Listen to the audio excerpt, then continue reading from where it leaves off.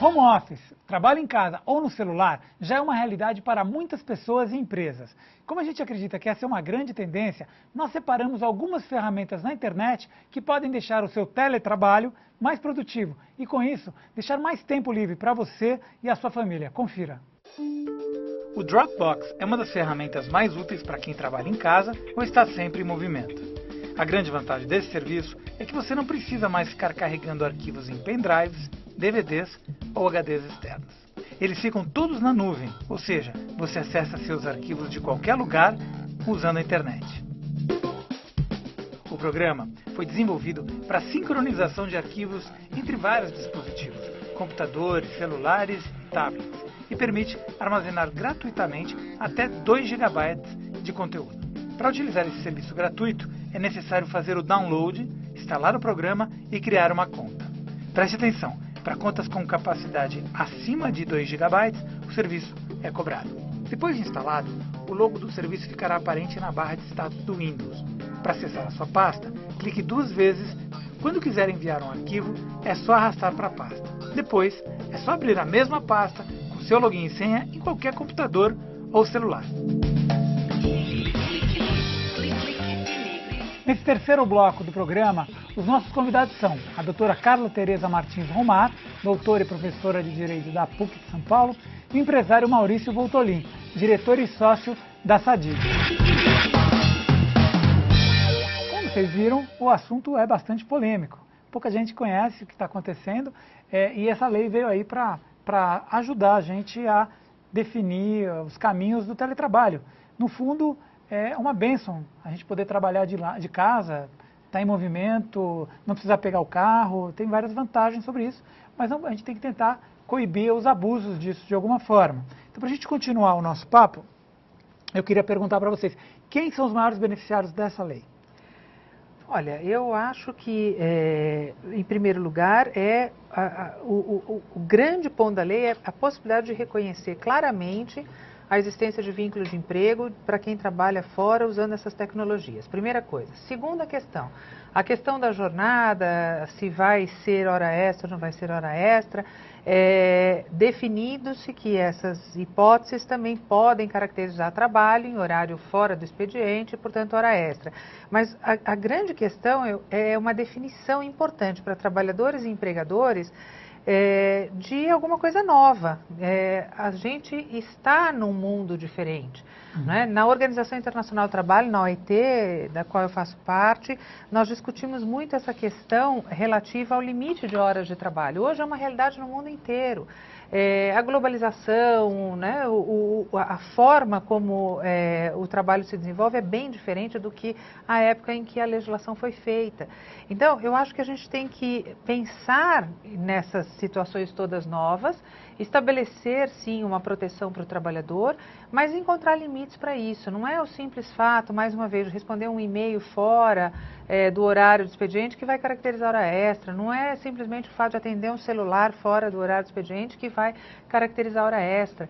Né? Eu acho que existe uma vantagem para todo mundo de ter uma regra aqui, pelo menos agora na lei, mas de toda forma uma regra muito ampla e muito geral, que vai gerar uma discussão muito grande. Eu acho que precisa haver uma discussão maior sobre isso. Eu acho que o próprio judiciário precisa repensar alguns conceitos. O mundo mudou, né? As empresas mudaram, as pessoas, os próprios trabalhadores mudaram. Então, a gente precisa analisar a lei como um todo. Eu acho que vai ser uma grande vantagem para empregados e empregadores e também para o judiciário poder rever as suas posições tradicionalistas em relação à questão da jornada de trabalho, em relação ao tipo de emprego e tudo mais. Eu acho que vai ser bem importante. Bacana. A gente tem um colaborador que tá por Skype com a gente, o Antônio Cláudio Maia. Tudo bem, Antônio? Você está nos ouvindo? Oi, eu acho que essa nova lei vem a muito bom momento. Já é um esboço de regularizar essa situação do que é a jornada de trabalho, com a conceituação antiga e a nova conceituação com o advento tecnológico, né, onde você pode acessar por diversos meios, né, a empresa. A doutora, aí o doutor também, doutora Carla, o doutor Renato, né, estão em aspectos com uma abordagem bastante profissional dentro de suas áreas, mas a parte prática ela ainda demanda, né, de uma complementação, igual toda e qualquer lei, com qualquer outra origem, ela demanda aí de leis complementares, né?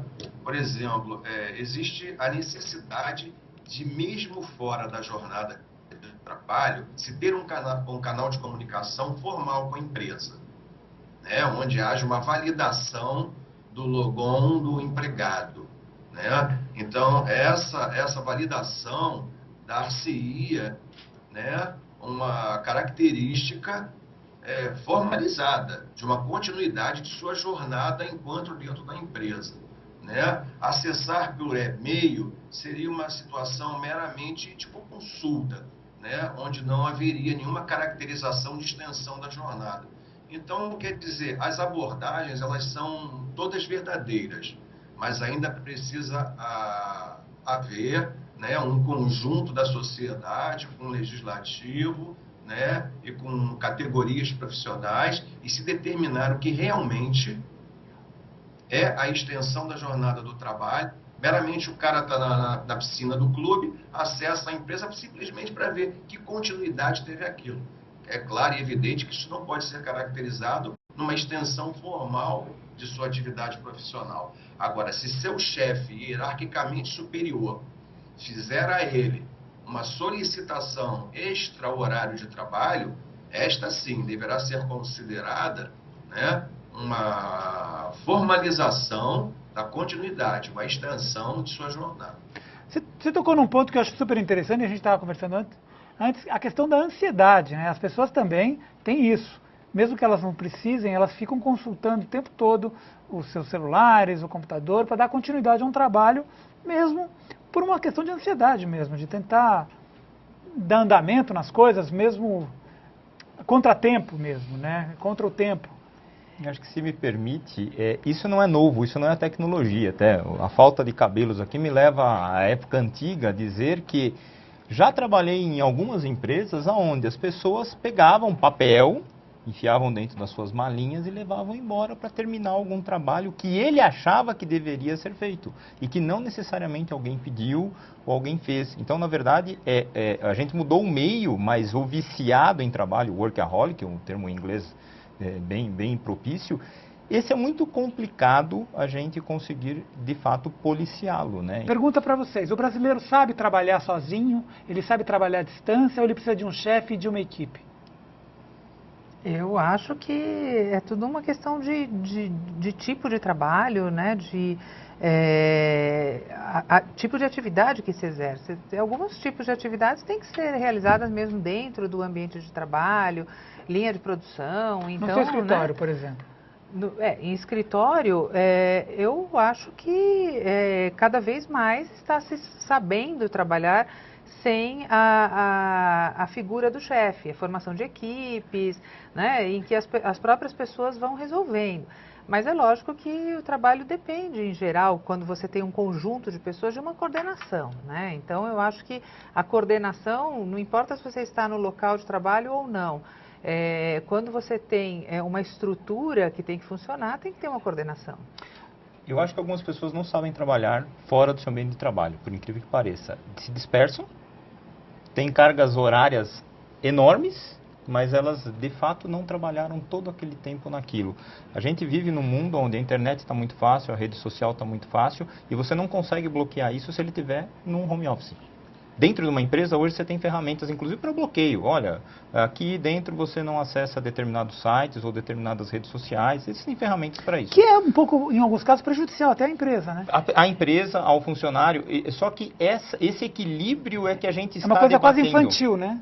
E é muito difícil. E o home office, muitas vezes, leva alguns funcionários, alguns colaboradores, a ter realmente um perfil maior. Então, você vai ver ele logado na empresa 18 horas, porém, o tempo que ele de fato esteve trabalhando em alguma coisa para a empresa não é tão grande, né? Tem mais uma pergunta aqui via Skype, só um minutinho. Deixa eu ver aqui. É da Janaína Sobrinho, de Brasília. Renato, o senhor acredita que o Congresso pode avançar também na terceirização? Como podemos lutar pela não precarização quanto ao direito do trabalho? porque ele é quase que diariamente ameaçado pelos maus empregadores e por nossos próprios legisladores. Deixa eu ver se eu consigo falar com o doutor para ele responder, porque caiu o nosso Skype aqui. Deixa eu ver. Enfim, vocês podem responder também. O que você achou dessa pergunta? Eu acho que a questão da terceirização, ela é plenamente válida desde que não haja precarização. A precarização das condições do trabalhador em nenhum modelo pode ser admitido. O que é precarização? Precarização é o trabalho sem o reconhecimento de direitos, ou o trabalho em que se paga menos do que o devido, né? Não se assegura direitos previstos na legislação. Isso é precarização. Então, o trabalhador tem todas as condições de empregado, tem o seu trabalho exercido com as características de uma relação de emprego, só que não se reconhece isso e não se pagam os direitos básicos, né? Fundo de garantia, férias, 13º, e essa é uma realidade bem grande. Tá. Né? Doutor Renato, a gente tinha uma pergunta aqui sobre a precarização do trabalho. A terceirização é uma das grandes portas da precarização. Eu vi a doutora explicando a terceirização de uma forma bastante acadêmica, mas a gente pode dizer que precarização é o emprego meia boca, né? É a pessoa que não tem todos os direitos, trabalha às vezes sob uma roupagem que pode parecer bonita, mas na verdade é uma pessoa que tem menos direitos que um empregado, né? E eu acho que a terceirização que está aí na ordem do dia do Congresso Nacional, é uma das formas de precarizar o direito do empregado. Doutor, só para... a gente vai encerrar o programa aqui. Eu queria lhe agradecer imensamente pela sua participação aí, pelo Skype, por estar presente aí com a gente, tentando esclarecer essa lei para melhorar a vida não só do trabalhador, quanto do empregador e de todos nós que utilizamos essas novas tecnologias. Muito obrigado pelo seu tempo, tá? Eu que agradeço e estarei sempre disposto aqui através do teletrabalho que nós estamos fazendo. Tá bom, muito obrigado. Eu queria agradecer também a doutora e o senhor por terem vindo aqui para a gente discutir isso e ficamos abertos aí para voltar a essa discussão sempre que for possível. Muito obrigada. Ótimo, vai ser um prazer. Tá bom, então. Bom, no portal da TVT você tem acesso a esse e a outros temas que nós já abordamos no Clique Ligue. O endereço é tvt.org.br. Acompanhe tudo o que acontece aqui na TVT e fique por dentro daquilo que interessa a nós, trabalhadores. No Facebook é só procurar por Rede TVT. E no Twitter também, muito fácil, é só digitar @RedeTVT. A informação é um direito do trabalhador. Fique ligado, clique e se ligue. Afinal, somos todos agentes dessa revolução tecnológica. A gente se encontra aqui na semana que vem ou a qualquer momento na internet. Tchau!